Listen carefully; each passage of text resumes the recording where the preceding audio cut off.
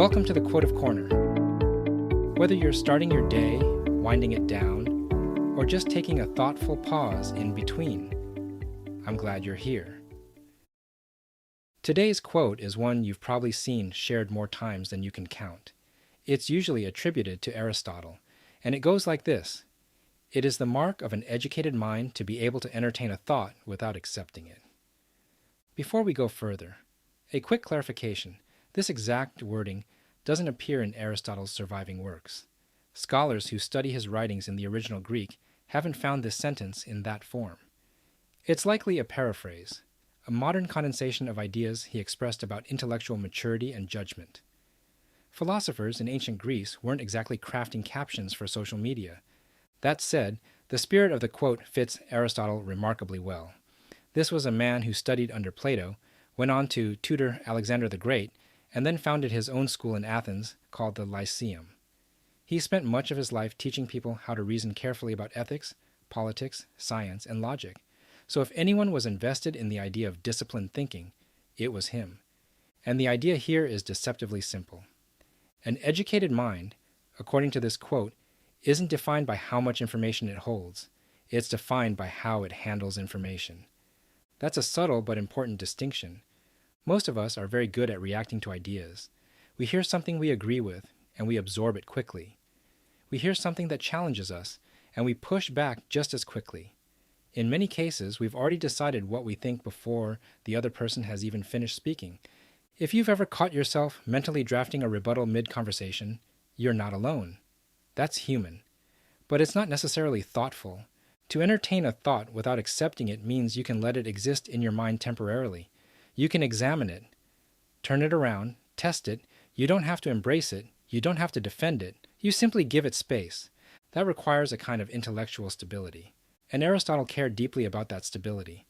In his work on ethics, he often wrote about practical wisdom, the ability to judge situations proportionately. He believed that maturity wasn't about rigid certainty, it was about measured reasoning. In other words, don't demand mathematical precision from a moral question, and don't treat every opinion as equally credible either. Know what kind of thinking a situation requires. That perspective still holds weight. Because entertaining a thought doesn't mean surrendering your standards. It doesn't mean becoming gullible. It means delaying your judgment long enough to apply it properly. And that delay is harder than it sounds. Ideas are rarely neutral. They bump into identity. They challenge comfort. They sometimes threaten things we've believed for years. The mind likes certainty. It likes structure. When something unfamiliar shows up, the instinct is often to shut it down quickly. But here's the problem with that reflex.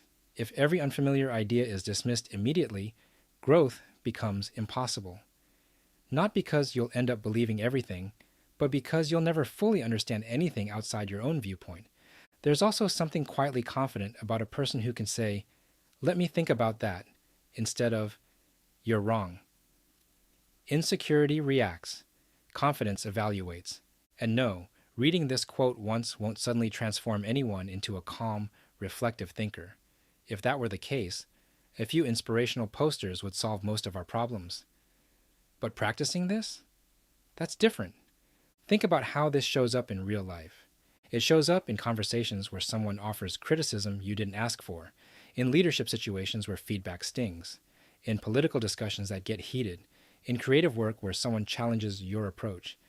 If you can hold the idea long enough to understand it before deciding what to do with it, you sharpen your judgment. You don't lose yourself, you refine yourself. That's strength with restraint. And in the time Aristotle lived, around the 4th century BCE, public debate and rhetoric were central to civic life in Athens. Ideas were argued openly in marketplaces and assemblies. The ability to reason carefully wasn't just an academic exercise, it was a civic necessity.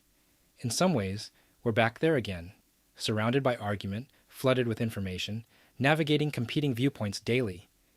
Which makes this quote feel surprisingly modern. So here's something simple you can try this week.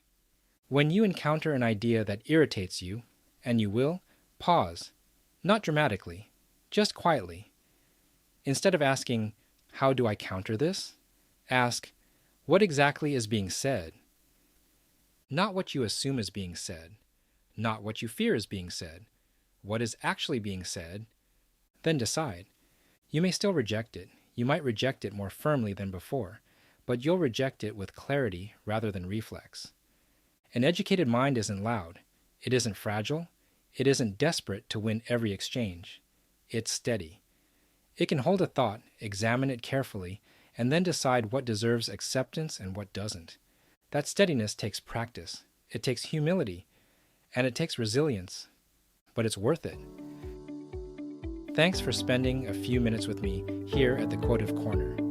If today's reflection gave you something to think about, share it with someone who values thoughtful conversation. And remember, wisdom isn't in the quote, it's in the reflection. I'll see you next time.